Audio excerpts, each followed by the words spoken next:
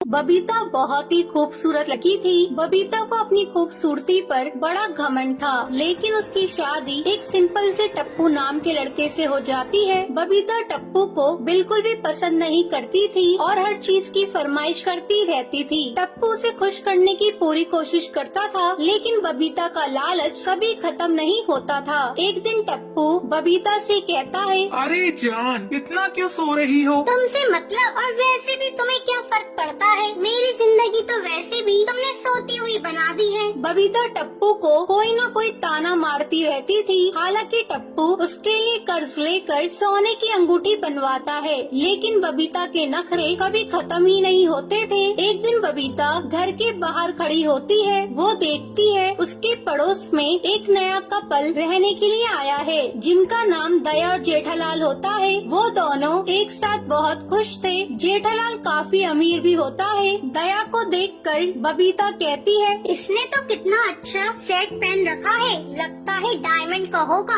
अगले दिन बबीता जेठालाल के घर जाती है और डोरबेल बजाती है। तभी जेठालाल दरवाजा खोलता है और उससे कहता है, जी आप कौन? मैं आपकी पड़ोसन हूँ। मेरे घर में थोड़ी शक्कर खत्म हो गई है, तो थोड़ा दे देंगे आप? जी जरूर। दया, जरा शक्कर लेकर आना। दया बबीता के लिए शक्कर लाती है और उसे दे देती है। दया बबीता को अंदर आने के लिए कहती है, लेकिन बबीता उस दिन मना कर देती है। फिर बबीता अगले दिन फिर से जेठालाल के घर जाने लगती है। जेठालाल दया दोनों बातें कर रहे होते हैं। तभी बबीता उनसे कहती है, सॉरी, मैंने आप दोनों को डिस्टर्ब कर दिया। वो क्या है, मेरे हस्बैंड बाहर चले गए, तो सोचा आप लोगों से ही बातें कर लूं। दया बबीता से कहती है, आपने बिल्कुल ठीक किया। बबीता बहन आइए बैठिए। बबीता अपनी मीठी मीठी बातों से उन्हें फंसा लेती है और रोज उनके घर आ जाया करती थी। कभी कभी दया काम से बाहर चली जाती थी। उसकी गैर हाजिरी में वो जेठालाल से बातें करती थी। जेठालाल बबीता से कहता है, बस करिए बबीता जी,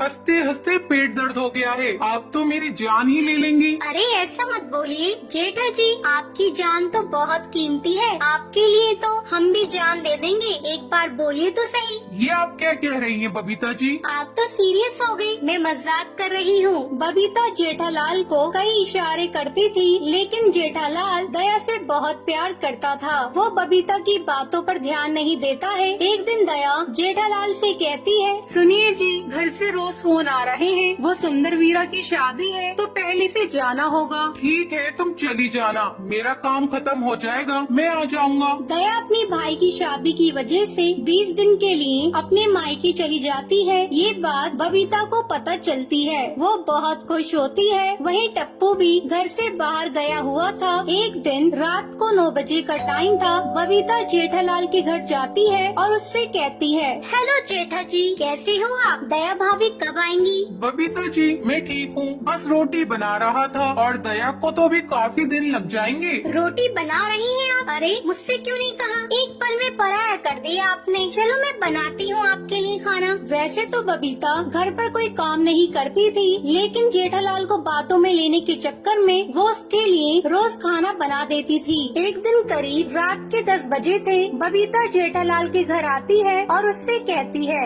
जेठा जी, मेरे बाथरूम का शावर खराब हो गया है, मैं आपके बाथरूम में नहा सकती हूँ प्लीज? हाँ बबीता जी, आप नहा लीजिए, कोई परेशानी नहीं होगी। अब बबीता बाथरूम में पहले से ही कैमरा लगा देती है और ऑटोमेटिक लिक का बटन ऑन कर देती है। अब बबीता चिल्लाती है, मैं मर गई। जेठा जी बचाइए मुझे। जेठालाल जल्दी से भागा भागा बाथरूम में आ जाता है। बबीता अचानक से जेठालाल के गले लग जाती है। उन दोनों के फोटो क्लिक होते रहते हैं। हालांकि जेठालाल को बबीता से गले मिलकर अच्छा लगता है, लेकिन वो दया को याद करके बबीता को पीछे धक्का दे देता है। अगले दिन जेठालाल के घर एक पार्सल आता है। उसमें जेठालाल और बबीता के वही फोटोज होते हैं। वहीं बबीता भी जेठालाल के घर वो फोटो लेकर आती है। जेठा जी देखो ना, कोई हमें ब्लैकमेल कर रहा है। उसने मुझसे 1 लाख रुपया मांगा है, अब मैं क्या करूं? जेठालाल बबीता पे भरोसा करके उसे 1 लाख रुपए दे देता है। ऐसे ही रोज बबीता कभी 5 लाख रुपए मांगती तो कभी 3 लाख रुपए। तभी जेठालाल को शक हो जाता है